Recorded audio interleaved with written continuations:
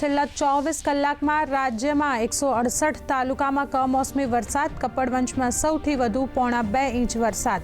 રાજ્યમાં આગામી 4 દિવસ ભારે પવન અને ગાજવીજ સાથે વરસાદની આગાહીથી ખેડૂતો બન્યા ચિંતાતુર।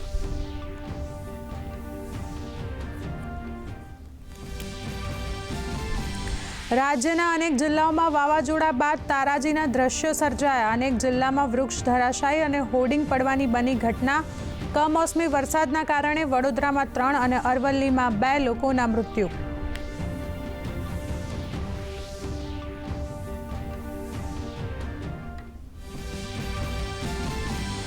અમરેલીના શેત્રુંજી નદીમાં નહાવા પડેલા 4 યુવકો ડૂબ્યા। ફાયરની ટીમે ચારેયના મૃતદેહ બહાર કાઢ્યા। 4 યુવકો મોતને ભેટતા ગામમાં શોકનો માહોલ।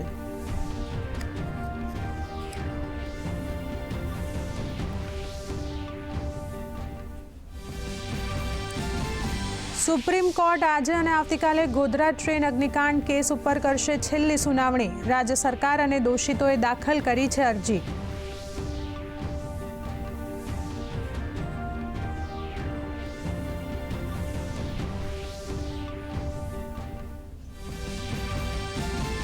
બિહારના કટિહારમાં સોમવારે મોડી રાત્રે સર્જાયો ભયાનક માર્ગ અકસ્માત। કાર અને ટ્રેક્ટર વચ્ચે અકસ્માત સર્જાતા 8 લોકોના કરુણ મોત અને 2 લોકો ઘાયલ।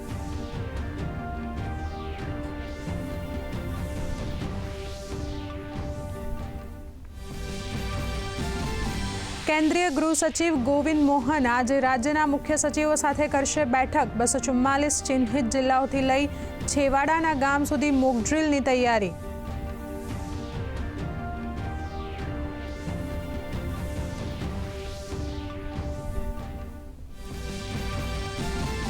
એલઓસી પર પાકિસ્તાનની નિષ્ફળ હરકત। સતત 12મા દિવસે કર્યું સીઝફાયરનું ઉલ્લંઘન।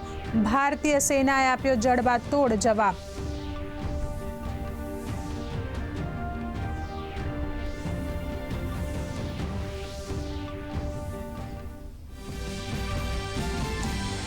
યુએનએસસીમાં પાકિસ્તાનને શરમનો કરવો પડ્યો સામનો। સંયુક્ત રાષ્ટ્ર સુરક્ષા પરિષદના તમામ સભ્યોએ પહલગામ હુમલાની કરી કડક નિંદા। સુરક્ષા પરિષદે પાકિસ્તાનને કડક શબ્દમાં આપ્યો ઠપકો।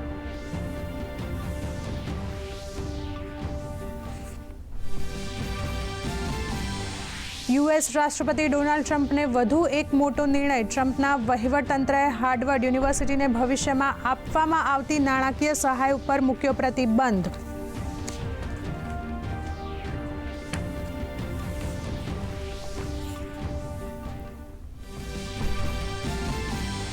અને ભારતીય શેર બજારમાં ભારે ઉથલપાથલ। શરૂઆતી ઉતાર ચઢાવ બાદ સેન્સેક્સ નિફ્ટી 0.30% નીચે, સ્મોલ કેપ અને મિડ કેપ 1% તૂટ્યા।